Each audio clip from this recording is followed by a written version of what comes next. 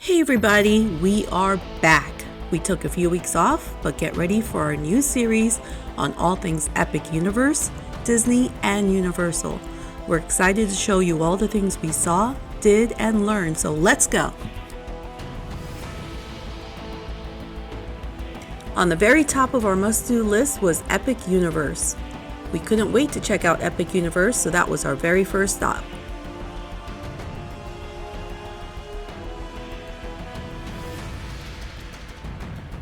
We arrived at Epic Universe before the 9 a.m. opening. Since it was just a couple of days before Christmas, we were expecting long lines, and we were right.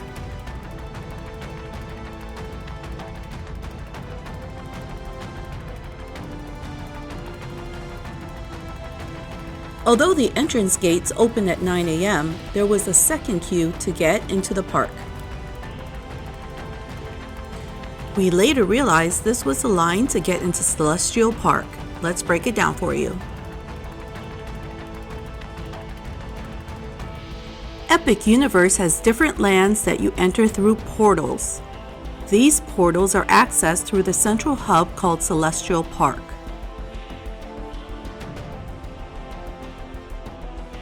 Celestial Park is like Main Street USA at Disney World.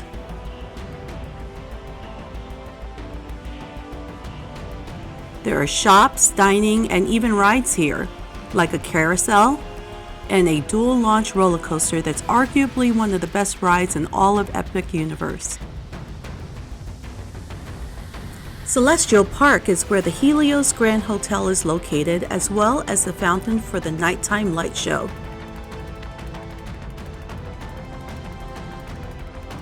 So although Celestial Park was open for all guests, the individual portals were not open until 10 a.m. unless you are a Universal Hotel guest.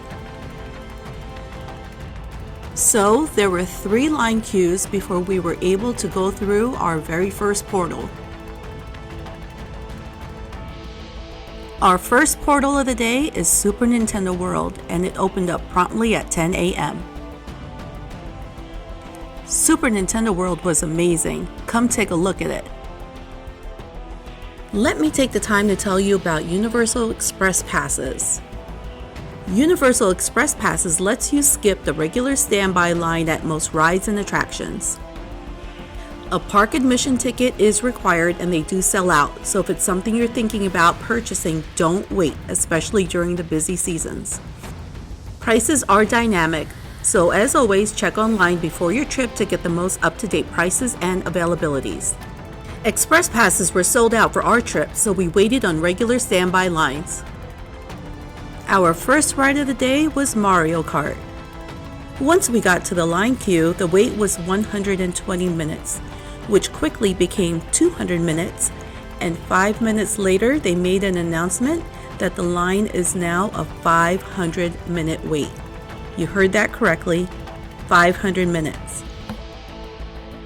Stay tuned and watch to the end of our video for all our tips and recommendations to get onto these rides quicker.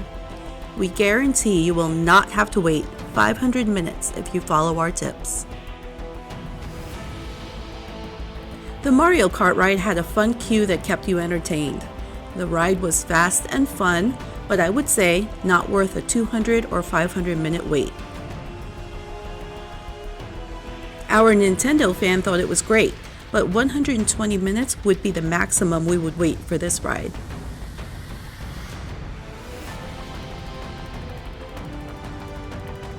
Nintendo World was absolutely packed when we got off the Mario Kart ride, so we took a break and went to Pizza Moon for lunch. Yes, we went to park opening, went on one ride, and it was time for lunch. It was crazy, but this is how it goes during the holidays. Pizza Moon was a good eatery. They had lots of employees that kept it orderly. You can scan a QR code and put your table number in and they bring your food right out to you. We thought the service was prompt and the food was good. They had pretty basic pizzas and pasta dishes, and the restaurant was a nice break from the crowds. Next up is the Wizarding World of Harry Potter Ministry of Magic, showcasing Wizarding Paris. This world is set in 1920s Paris and London with Ministry of Magic themed elements and shops. If you have a Harry Potter fan, or even if you don't, this land is an absolute must. There were lots of interactive wand displays, and it was a totally immersive land. The not-to-miss ride in this land is Harry Potter and the Battle of the Ministry, where you sit in an omnidirectional lift system, moving you in all directions for an intense experience. The wait time for this ride for us was about 120 minutes and worth every second. The line queue for this ride was like nothing we've seen before, and for reference, we've been to all the Disney parks in the world except for the one in Hong Kong. The line queue winded through many rooms until you finally got to go on this amazing ride.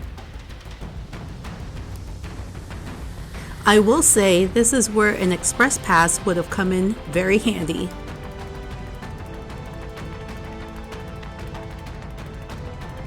In our vintage traveler's opinion, if there was a not-to-miss ride at Epic Universe, this would be the one. Even the exit to this ride was amazing. Check this out. Next up is Dark Universe.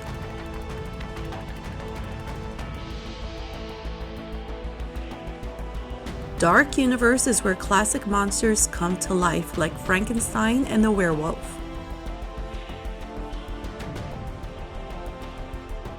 Here you will walk through a gothic village where you can see the werewolf in the Curse of the Werewolf roller coaster, or see Frankenstein and other creatures on the Monsters Unchained: The Frankenstein Experiment.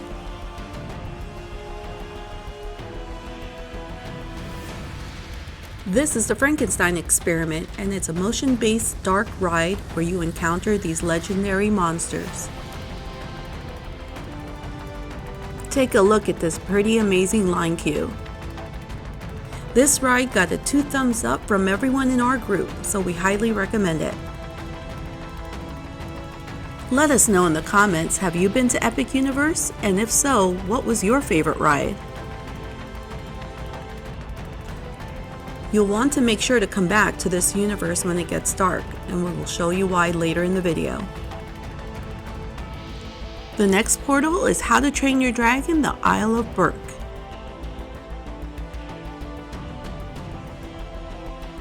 Here you'll find Vikings and fire-breathing dragons.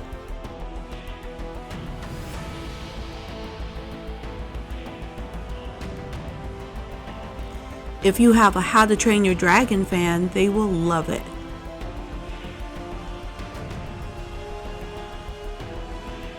There are gliders and shows, but the best ride here, according to our group, is Hiccup's Wing Gliders.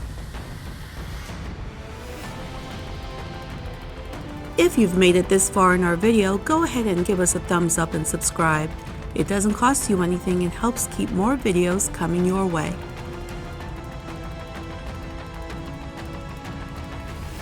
After the Isle of Berk, our group went to Celestial Park to go on the Stardust Racers. This is an intense coaster that reaches 62 miles per hour and has an inverted crisscross maneuver. There is also a 48-inch height requirement for this ride. In our vintage traveler's opinion, this was one of the best rides in all of Epic Universe. And this was the only ride that our group went on twice. If you love roller coasters, don't skip this one. We heard something really cool happens at Dark Universe at night, so once it got dark, we headed back over.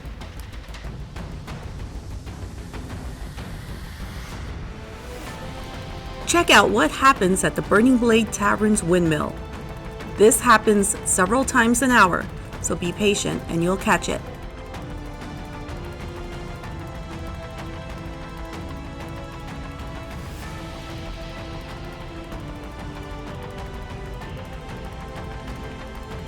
We found that after the dinner time rush, the park started to clear up. So we went back to Super Nintendo World and went to do all the things we skipped earlier that day due to excessive crowds. Look at the difference in crowd levels in Super Nintendo World. Our Nintendo fan was absolutely thrilled. That's our biggest tip.